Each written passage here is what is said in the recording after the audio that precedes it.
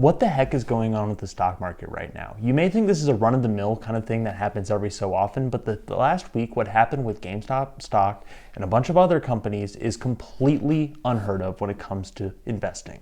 Hey guys, welcome to Enginomics. I'm Hank, and today we're going to be going over the stock market, what happened last week with GameStop, and what you should do in the future in case you're absolutely completely confused, kind of like I was. Before we start this video off, I want to clarify that I'm not a licensed CPA, but neither are all the idiots on Wall Street Bets, so I think I'm okay to talk about this as long as it's from an entertainment perspective. Here's a quick recap on what happened right away, in case you guys are unfamiliar with what happened. So essentially, there's this Reddit forum called r/Wall Street Bets, which is kind of a, well, as the name implies, a gambling-esque subreddit that takes high-risk positions on a lot of different stocks. In typical Wall Street Bet fashion, they thought that going completely in on GameStop would be a great idea, especially since Melvin Capital, a hedge fund which had previously shorted the stock up to 140%, which is insane in the first place, they had that position taken out. So therefore, there was a lot of money to be made here if they could do what is called a short squeeze. And short squeeze they did. If you look at the stock ticker, you can see that it went up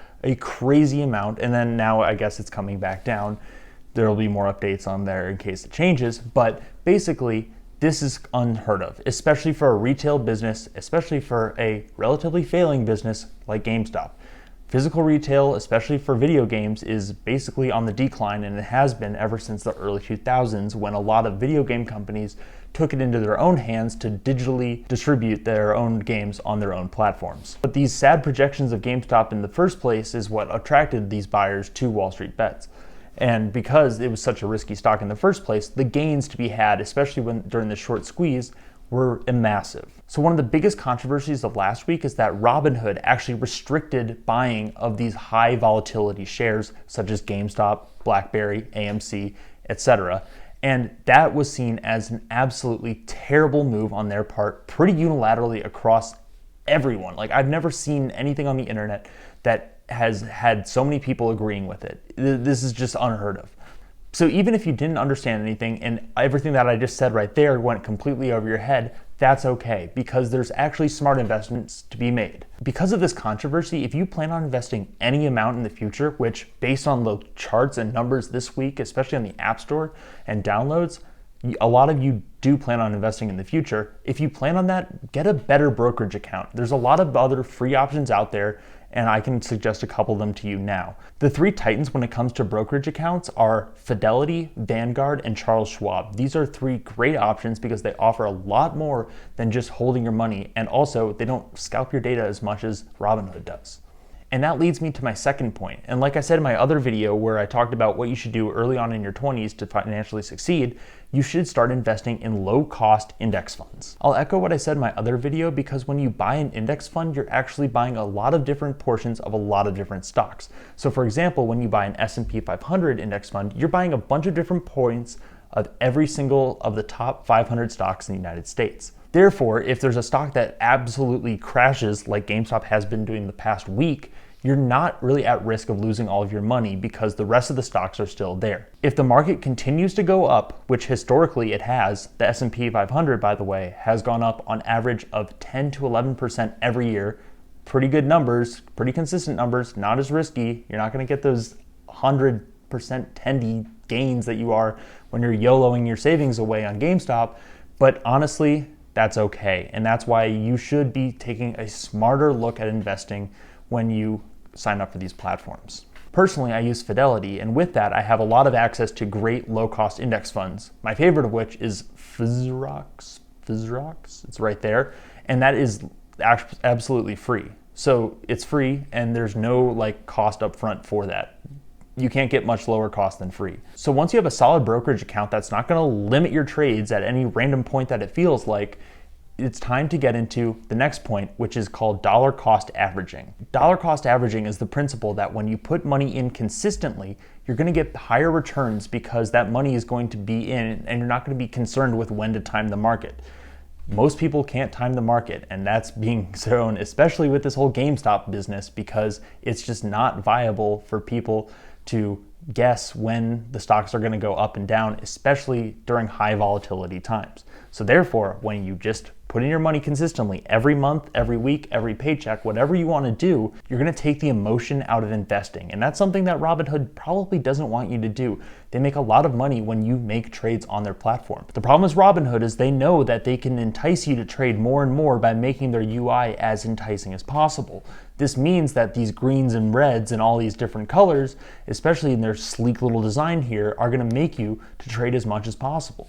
Don't let platforms like Robinhood entice you into trying to trade all the time, because you're not going to be able to time the market. Don't be like this guy on TikTok. He's an absolute fraud. How do we make money from home? For starters, this is not a sponsored video. We just get this question all the time, and honestly, the answer is really simple. So basically, I just trade stocks on an app called Robinhood, which I left a link in our bio if you want to check it out. It's free to download, free to sign up. They actually give you a free stock, so they're paying you to sign up. But again, not sponsored. And I know trading sounds intimidating. Here's my strategy in a nutshell. I see a stock going up and I buy it, and I just watch it until it stops going up, and then I sell it, and I do that over and over, and it pays for our whole lifestyle. I don't know if this guy is actually being serious or not. This is really, it's bordering on satire. Anyways, if you're trying to become an intelligent investor, also check with your work. Often they will do a lot of employer match, which means that for every dollar you put into your retirement account, they're also going to throw in some money. It's free and it's awesome. Plus you have the added bonus of having that money be tax deferred or pre-tax, meaning that it's not going to be taxed when you take it out, or it's not going to be taxed off of your income right off your paycheck. That means it's also free money. Finally, I want to have a little heart-to-heart with you guys, because I really do appreciate what Wall Street Bets and Robinhood, and I guess just all of this democratization of trading is actually doing. It's allowing the average person to actually have a stake in what the market is doing. And if you're sticking it to the hedge fund managers or just trying to make a quick buck off Dogecoin, it's actually allowing a lot of people into the market. So while I'm really glad that a lot of new people are able to enter the market through this and be exposed to like the wonders of the stock market, I do want you guys to be careful when investing. You're not going to see these 100% gains every time. You're not really going to be able to time the market. Robinhood really isn't your friend when you think about it. And while I love all the memes that are coming out of this, diamond hands to the moon, baby, I do think that there's a lot of pitfalls that you have to be careful of.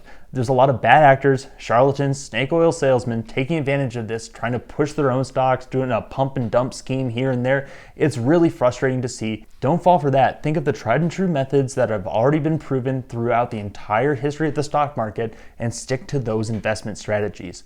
But that said, it's okay to have fun. I had a lot of fun last week. I was throwing little fun money in my Robinhood. I have one, despite what I've said about all of this. I've been having fun with that. This is a fun opportunity to dip your toes in the water and get yourself exposed to the world of investing. That's my goal of this video here, is because I want to help you guys try to get the tools in your hands to introduce yourself to investing and to raise your financial literacy. And if you got something out of this, I want you guys to help me out by raising the like button and hitting subscribe if you enjoy content like this. I'm Hank from Enginomics, and I'll see you next time. Bye.